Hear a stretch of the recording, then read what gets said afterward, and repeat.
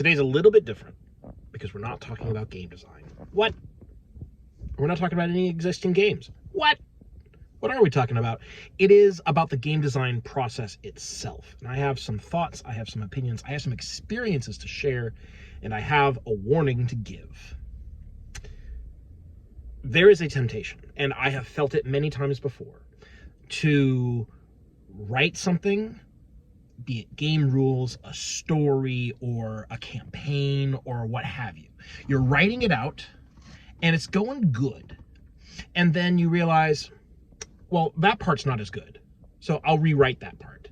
And then you end up rewriting the whole thing, and then you're like, okay, well, let me check with an online community of some sort.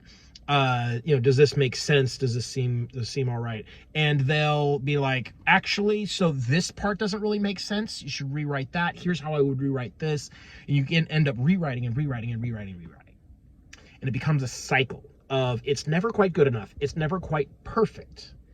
And so you're going to rewrite it ad infinitum until you're kind of done with it. You kind of lose interest, you lose sight of your goal, and you move on to the next project. You get burnt out on it. And this has been the fate for more than one of my games in the past. Like maybe a handful of different games that I've been developing, I never even got to the playtesting stage because I was so obsessed with getting it perfect the first time and making it look like a finished product before I even get to the playtesting phase that I would just keep rewriting it, wiping it clean, start from scratch. No, that's no good. I've run into a problem. Just start over. So many, like multiple times. And I consider this now a death spiral. Once that starts happening, the project is probably doomed. And so I have been very conscious to not do that when I'm making games nowadays. There's obviously like a push towards perfectionism. You want your game to look good, and on a surface level, there doesn't seem to be any reason why it can't be professional quality or whatever quality it is that you're shooting for right out the gate. But there actually are a lot of really good reasons why it probably can't be, and I would say shouldn't be. Right now, as I develop Code World, I am currently working off of a reference document. All the rules are sort of broken down into topic points, and it's just a list of topic points. And each one, whenever I'm writing one of these, if I come to a term that I haven't yet defined, I'll go to the end of the document, write that term as a header, and then go back and keep writing. So that as I continue down, I'm just filling in information as I go.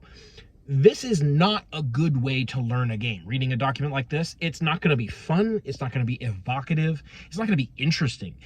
As someone just today told me, it reads like an instruction manual, like a manual, like an owner's manual for a microwave. It's not that interesting, but it's just instructional.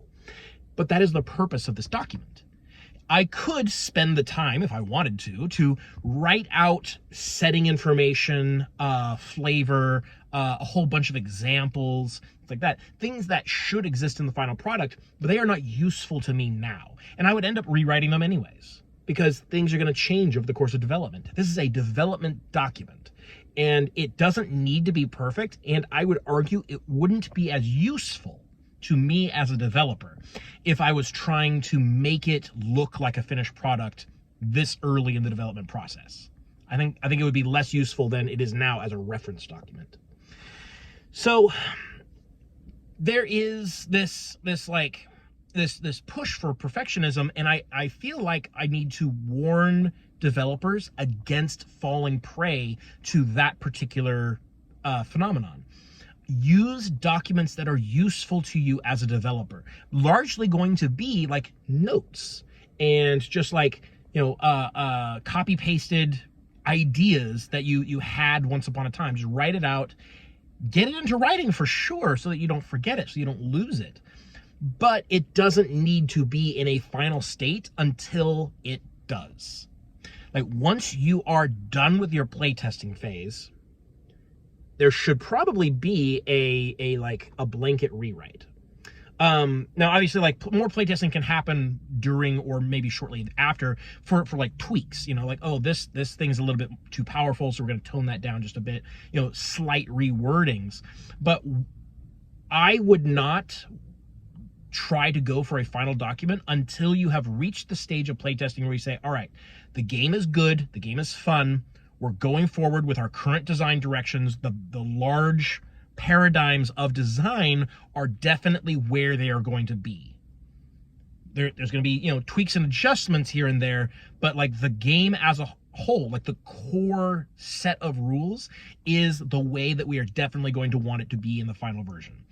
At that point, then go through and rewrite everything to be in a more final and more readable and more digestible, more approachable way. I would say that is going to be a lot better for the development of the game than trying to have a bunch of text that you don't need formatted in a way that is for like teaching people, I guess. Like it's weird to say like, oh, don't write your rules to teach people. But like as a developer, when you're in the playtesting phase, like you probably don't really need rules that teach themselves, right? Because you're going to be there teaching people how to play yourself. You need it as a reference document so that when someone has a question, like, oh, how does this work? And you don't remember off the top of your head, you can be like, let me look that up. And it's really easy and convenient to look up. I find glossaries and indexes are great. Right now, my document is not long enough to need an index, but it is written basically like a glossary. It's basically one big glossary where I define a bunch of terms and define processes. It's extremely mechanical right now. It's just like the bare skeleton of a system. I have written down almost no flavor text. I have no examples given. It's just rules, mechanics, and definitions. Because those are the things that I need as a developer in order to like push forward towards my playtesting phase, which is my goal at the moment. So, and there is always going to be, especially like I would actually caution against people, if you were developing your game, taking your text to any kind of like online community and asking for general feedback until you are in the stage of development where that could be useful. Because if you get it early enough, people are gonna say like, well, this doesn't make a lot of sense. I don't know how to do this.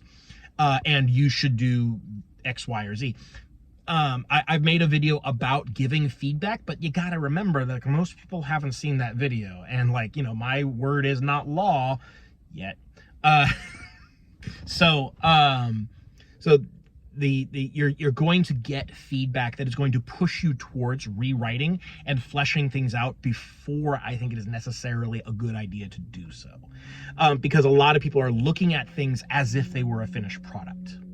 And so being able to, like if you're the kind of person who can to identify unhelpful feedback and sort of categorize that as unhelpful, then sure, by all means, if you want feedback, go get it. But you've got to be prepared to reject feedback that would push you in an unhelpful direction. Not all feedback is equally valuable. And